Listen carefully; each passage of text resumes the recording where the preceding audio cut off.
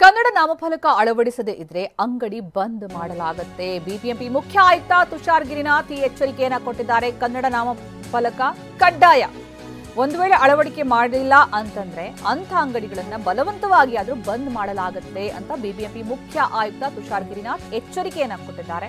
ನಾಳೆ ಸಂಜೆ ತನಕ ಬದಲಾವಣೆಗೆ ಅವಕಾಶ ಇದೆ. ಯಾರಾದ್ರೂ ಆಂಗ್ಲ ಭಾಷೆಯಲ್ಲೋ ಅಥವಾ ಬೇರೆ ಯಾವುದೋ ಭಾಷೆಯಲ್ಲೋ ನಾಮಫಲಕ ಹಾಕಿದಿದ್ರೆ ನೀವು ಬದಲಾವಣೆ ಮಾಡ್ಕೊಳ್ಳೇಬೇಕಾಗತ್ತೆ. ಅದಕ್ಕೆ ಅವಕಾಶ ಇಲ್ಲಿ ತನಕ ಇದೆ, ನಾಳೆ ಸಂಜೆ ತನಕ ಇದೆ. ನಾಳೆ ಆಂಗ್ಲ ನಾಮಫಲಕ ಬದಲಾಯಿಸದಿದ್ರೆ ಖಂಡಿತವಾಗ್ಲೂ ಕಠಿಣ ಕ್ರಮ, ಅಂಗಡಿಯನ್ನೇ ಬಂದ್ ಮಾಡಬೇಕಾಗತ್ತೆ. ಕಠಿಣ ಕ್ರಮದ ವಾರ್ನಿಂಗ್ ಅನ್ನ ಕೊಟ್ಟಿರುವುದು ಬಿಬಿಎಂಪಿ ಕಮಿಷನರ್. ಈಗಾಗಲೇ 90% ನಾಮಫಲಕ ಬದಲಾಗಿದೆ. ಕೆಲವರು ಇಲ್ದಿರೋರು ಹಾಕೊಂಡಿದ್ದಾರೆ, ಇನ್ನು ಕೆಲವರು ಬದಲಾಯಿಸಿದ್ದಾರೆ. ಇನ್ನೂ ಉಳಿದಿರೋದು 3000 ನಾಮಫಲಕ ಮಾತ್ರ ಬದಲಾವಣೆಗೆ ಬಾಕಿ ಇರೋದು. ಅಂತಹ ಅಂಗಡಿಗಳನ್ನ ಒಂದು ವೇಳೆ ನೀವು ಫಾಲೋ ಮಾಡಿಲ್ಲ ರೂಲ್ಸ್ ಅಂತಂದ್ರೆ ಬಂದ್ ಮಾಡಲಾಗುತ್ತೆ ಅಂತ ಖಡಕ್ ವಾರ್ನಿಂಗ್ ಕೊಟ್ಟಿದ್ದಾರೆ ಬಿಬಿಎಂಪಿ ಕಮಿಷನರ್.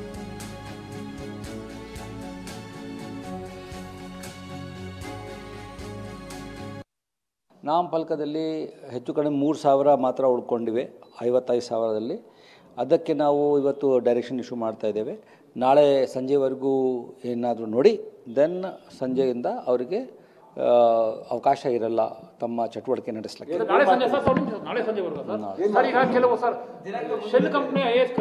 ಅಲ್ಲ, 28ನೇ ತಾರೀಕುವರೆಗೂ ಇತ್ತು. ಇವು 29ನೇ ತಾರೀಕುವರೆಗೂ ಒಂದು ದಿವಸ ಎಕ್ಸ್ಟೆಂಡ್ ಆಗಿದೆ.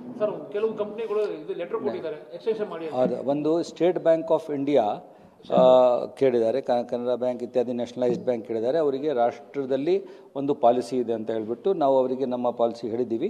ಅವರು ತಮ್ಮ ಬೋರ್ಡ್ನಲ್ಲಿ ಇಟ್ಕೊಂಡು ಅಪ್ರೂವಲ್ ಮಾಡಬೇಕಾಗಿರುವುದರಿಂದ ರಾಷ್ಟ್ರ ಆದ್ಯಂತ ಅವ್ರದ್ದು ಒಂದಿರುವುದರಿಂದ ಅವ್ರಿಗೆ ಸ್ವಲ್ಪ ಟೈಮ್ ಜಾಸ್ತಿ ಬೇಕಾಗುತ್ತೆ.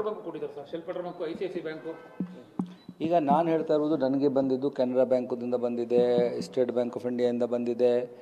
ಬ್ಯಾಂಕರ್ಸ್ ಏನಿದ್ದಾರೆ ಬ್ಯಾಂಕರ್ಸ್ ಒಂದು ರಿಕ್ವೆಸ್ಟ್ ಮಾಡಿದ್ದಾರೆ, ಅವರಿಗೆ ಸೂಕ್ತ ಅವಕಾಶ ಕೊಡೋಣ. ನಾಳೆ ತೆಗೆದಿಲ್ಲ. ಈ ಬಗ್ಗೆ ಹೆಚ್ಚಿನ ಮಾಹಿತಿ ನೀಡ್ತಾರೆ ನಮ್ಮ ಪ್ರತಿನಿಧಿ ಕಿರಣ್ ಸೂರ್ಯ. ಇಲ್ಲಿ ನಾಳೆ ಸಂಜೆ ಒಳಗಡೆ ಕನ್ನಡ ನಾಮಫಲಕವನ್ನ ಕಡ್ಡಾಯವಾಗಿ ಹಾಕಲೇಬೇಕು, ಬೇರೆ ಭಾಷೆಯಲ್ಲಿ ಈಗಾಗಲೇ ಅಳವಡಿಸಲು ತೆಗೆಯಲೇಬೇಕು ಅನ್ನುವಂತಹ ಒಂದು ಒತ್ತಾಯವನ್ನ ಮಾಡಲಾಗಿತ್ತು ಇಷ್ಟು ದಿವಸ. ಆದರೆ ಇದೀಗ ವಾರ್ನಿಂಗ್ ನೀಡಲಾಗಿದೆ ಬಿಬಿಎಂಪಿ ಕಮಿಷನರ್ ಅವರ ಕಡೆಯಿಂದನೇ. ಸೊ ಇದು ಯಾವ ರೀತಿ ಇಂಪ್ಯಾಕ್ಟ್ ಆಗಬಹುದು ಅಂತ? ಅದು ಸುಕನ್ಯಾ, ಖಂಡಿತವಾಗಲೂ ಕೂಡ ನಾಮಫಲಕಗಳಲ್ಲಿ 60ರಷ್ಟು ಕನ್ನಡವನ್ನ ಕಡ್ಡಾಯ ಮಾಡಿ ಈಗಾಗಲೇ ಬಿಬಿಎಂಪಿ ಒಂದು ಆದೇಶವನ್ನು ಹೊರಡಿಸಿತ್ತು.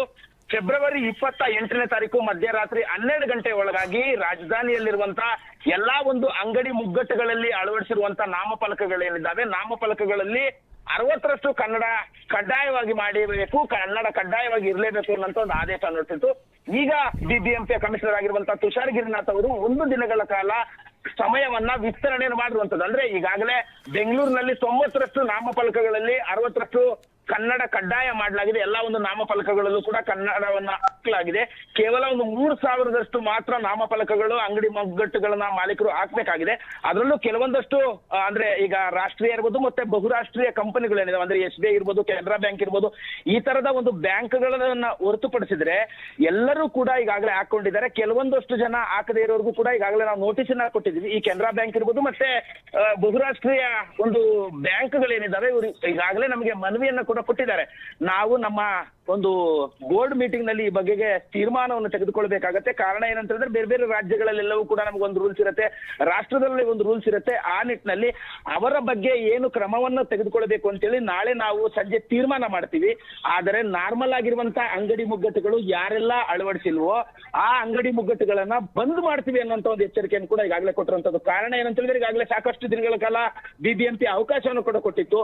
ಇವತ್ತು ಮಧ್ಯರಾತ್ರಿ 12 ಗಂಟೆವರೆಗೂ ಕೂಡ ಒಂದು ಗಡುವು, ಅಂತಿಮವಾದಂತಹ ಗಡುವನ್ನು ಕೊಟ್ಟಿತ್ತು. ಈಗಾಗಲೇ ಸಾಕಷ್ಟು ಜನರು ಅಳವಡಿಸಿಲ್ಲ ಅನ್ನೋಂತ ಮಾತುಗಳನ್ನ ಈಗಾಗಲೇ ಬಿಬಿಎಂಪಿಯ ಕಮಿಷನರ್ ಹೇಳ್ತಾ ಇರುವಂತದ್ದು. ಇನ್ನು 3000 ಬೋರ್ಡ್ಗಳನ್ನ ಅಳವಡಿಸಿಲ್ಲ.